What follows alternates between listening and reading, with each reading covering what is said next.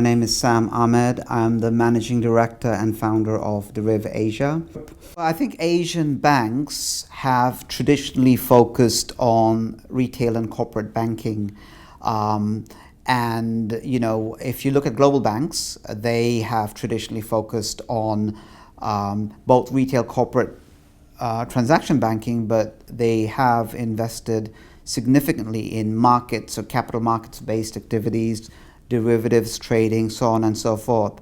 So in order for Asian banks to now come to par with global banks when it comes to markets businesses, when it comes to investment banking, when it comes to derivatives businesses, there is a significant amount of investment that's required both in people, technology and processes. Regulations impacting Asian banks and as opposed to global banks is an issue right now that everyone's talking about.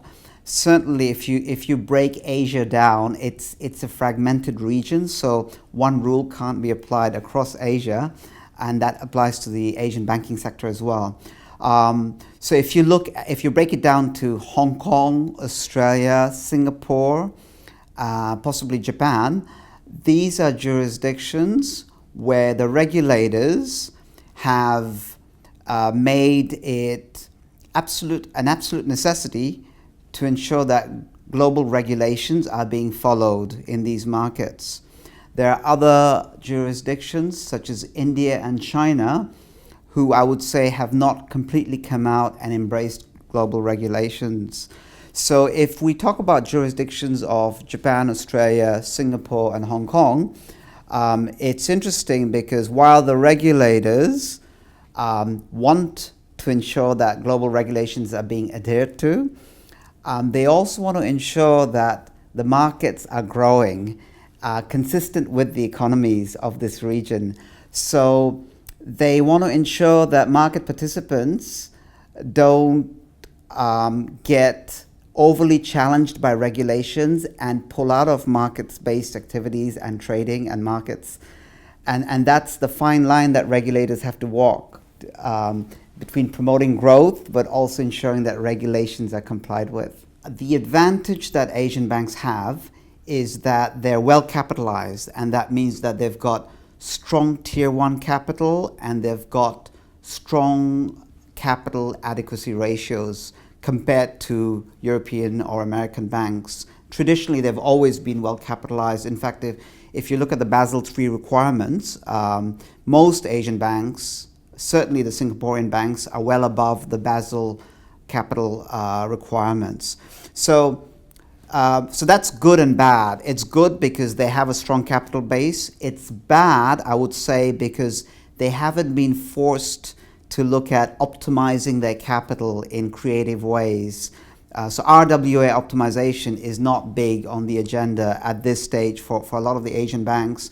They can afford to run businesses without thinking too much about capital constraints. The RWA comes from Basel III, and Basel III is applied across all banks globally, and it's up to the individual regulators like the MAS in Singapore, the HKMA in Hong Kong, to really translate that on a local jurisdictional basis.